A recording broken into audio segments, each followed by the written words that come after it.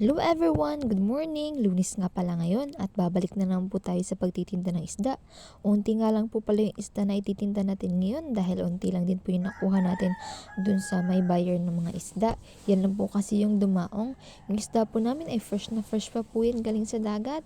Kasi po malapit lang po kami sa dagat dito.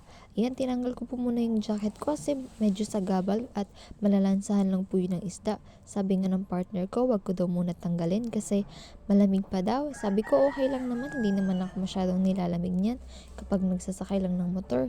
Yan, meron na tayong customer, bibili nga pala siya ng isda. Halagang 200 daw. Kaya lang, kumukulang naman yung isda hindi umaabot ng 200, minsan naman lumalagpas pa. Kaya sabi niya, yun na lang daw. Hindi yan yung titimbangan kasi 200 yan mahigit. Kaya yan na lang medyo maliit. Tapos tinatanong ko din siya kung ipapachop ba dyan. Sabi niya, hindi na rin. Kaya thank you kasi meron na tayong isang customer. Tsaka nagpadagdag nga din pala siya ng malapano. Yung malapad, hindi lupak ang tawag nun sa iba. Minsan naman tabas. Hindi ko alam kung meron nun sa inyo.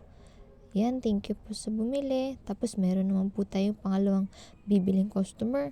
Malapano naman po yung gusto niyang bilhin. 1 kilo. Alam niyo po ba na yung isdang malapano ay wala po yan masyado sa ibang lugar? Kasi po meron pong mga malalaking sasakyan na humihinto po dito na nagdi-deliver ng mga gulay or ng iba pang goods. Tinatanong po nila sa akin kung ano po yung malapano, yung tawag po dito sa amin. Kasi ngayon lang daw po sila nakakita. Pero nakakita na ako niyan dun sa Mindanao, iba nga lang yung tawag. So yan, thank you nga po pala kay kuya na bumili ng 1 kilong malapano. Ayan, meron naman po tayong isa pang potential buyer, si kuya. Yan po yung may-ari ng gulayan na katapat po nung tindahan namin. Bibili nga daw pala siya ng mangko. Nalilito nga lang siya kung yan ba yung bibili niyang malaki o yun pong yellowfin. Meron din po kasi kaming yellowfin, yung medyo maliit nga lang po yun. Tapos nung tinimbang na, medyo mataas kasi yung presyo ng isda dito sa amin ngayon kasi hindi pa ganun kadami yung nahuhuli na tulingan or mangko dito sa amin.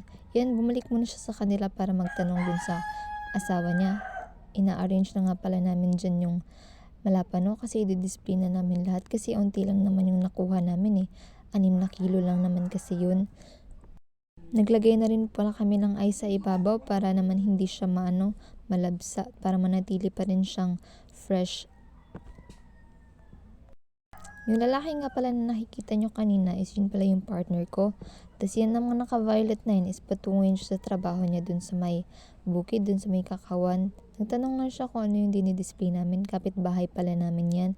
Tapos bumalik na din ulit si kuya kasi nagdadalawang isip pa rin talaga siya kung anong pipiliin niya. Yung yellowfin ba o yung isa. Tapos sabi ko naman, yung yung malaki naman kasi mas masarap yun kapag tinola. Sabi naman ng asawa ko yung yellowfin daw. Pero sabi naman nung kuya ng isang naka-jersey kanina, yung mangko daw. Kasi sa pagkakalam ko talaga, mas masarap talaga yung mangko kaysa dyan sa yellowfin. Lalo na kasi maliit pa lang naman yung yellowfin. Pero kapag malaki na yung yellowfin tuna na yan, sobrang sarap na niyan tulahin. Kaya ayan, yan na yung naisip niya. Tapos pinahiwa nga pala niya sa atin yan. Ako nga pala yung naghiwa niyan. Yung pag-slice niyan is hinati namin sa gitna. Tsaka namin siya in-slice ng pabuo. Magaling ako dun sa paghihiwa ng isda. Kasi sanayan lang naman talaga. Kasi ako parati yung naglilinis ng isda dun sa bahay namin. Kasi yung papa ko is mangingisda din siya. Kaya sanay na sanay ako kung paano maghiwa ng mga isda na ganyan. Hindi nga lang masyadong malakas yung kamay ko kasi maliit talaga yung kamay ko. Nahiwa ko na pala yung isang hati dyan. Tapos yung isang hati naman is yung partner ko na yung magtatapos ng paghihiwa kasi medyo masakit pa yung kamay ko nung time na yan. Dapat nga hindi ako magpepesto ngayon. Dapat yung partner ko lang yung maglalako ng isda. Kaya lang pinilit ko pa rin bumangon kasi nga kailangan talaga namin may magbantay sa pwesto. Medyo masakit kasi yung half body ko dyan kasi pag umaga talaga nahihirapan talaga akong bumangon, especially yung sa paa ko. Medyo mababa kasi yung potassium ko kaya ganun. Pero inunuman ko na yun ng buko water nung wala pang laman yung tiyan ko. Hanggang ngayon wala pa rin po ibang laman yung tiyan ko maliban sa buko water. Pero umayos naman na po yung lagay ko ngayon. Medyo hindi na po siya katulad kanina na sobrang nangangalay po talaga yung binti ko. Masarap nga po pala tulahin yung binibili ni kuya na isda. Subukan nyo po minsan. Thank you nga pala sa bumili. Ayun nga pala yung mga isda namin, yung malapanot tsaka yung yellowfin, onti na lang. Umuulan na pala niyan kaya naglagay muna ako ng payong. Kapag ganitong mga umuulan, matumal talaga yung benta namin. kasi hindi masyadong lumalabas yung mga tao.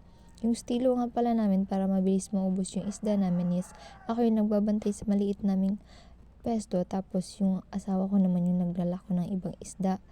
Ayan na siya. Yan naman yung isang natira na malaking isda na yellowfin, tapos ihahatid niya yan dun sa isang suki niya na mahilig sa ganyang klaseng isda. 1 kilo nga pala yun na mahigit, ihahatid niya na yun. Dun pa yun sa bukid. Ayan naman si nanay, kumakausap niya ako kanina, tapos hindi naman siya kumakain ng malapano. Okay na din naman kasi yun. Kasi meron talagang ibang tao na hindi talaga kumakain ng ganyan. Depende kasi yan sa panlasa natin. Nagtitimbang nga pala ako dyan ng kilo-kilong malapano kasi i-deliver namin yan doon sa mga suki namin. Thank you nga po pala sa mga bumili ng mga isda namin dyan kasi napaubos po namin yung isda namin kahit na sobrang aga pa po. Thank you po talaga. Minsan naman po hindi po nauubos yung isda namin kasi medyo may matumal po talaga, at marami rin po kasi naglalako ng mga isda dun sa dito sa aming lugar, at nasasanay po yung mga tao na yung mga nagtitinda po ng isda yung mismong pupunta po sa mga bahay-bahay para po mag-ikot-ikot at magbenta ng mga isda. Kaya pero nagpepesto pa rin naman po kami kasi meron pa rin naman pong bumibili kahit po papaano. Always fresh nga po pala yung isda namin kasi pinapaubos po talaga namin. Kapag hindi po siya naubos is inuulam na lang po namin, tapos yung iba naman po is pinapautang po namin. Tapos pag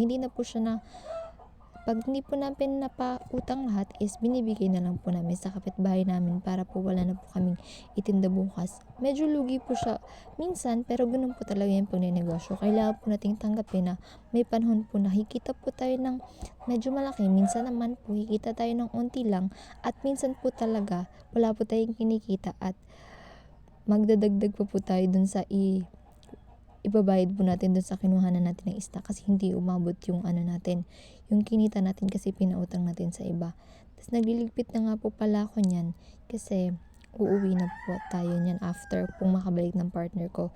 Pagkatapos ko po niyang ligpitin is maghihintay lang po ako dun sa may pwesto ng sa may gulayan po na itong nilalagyan ko po ng camera, is dyan po ako pumipesto ng kasi meron pong duyan dyan. Hindi po kasi nagtitinda dyan ng gulay. Yung mga nagtitinda ng gulayan dyan kapag gantong mga araw, kasi kapag tiyanggi lang po sila nandyan tuwing Martes po tsaka Biyernes. Kaya subukan nyo din pong pumunta dyan sa gulayan tuwing Martes tsaka Biyernes kasi mura po talaga yung mga makukuha nyo po mga gulay. At sa hapon naman po, meron pa pong ibang nagpupesto ng isda na kagaya namin. Kaya kung gusto nyo pong bumili, sana po bisitahin nyo din po kami minsan at bumili po kayo sa product namin. Thank you po. Maraming salamat po sa inyo lahat sa panonood.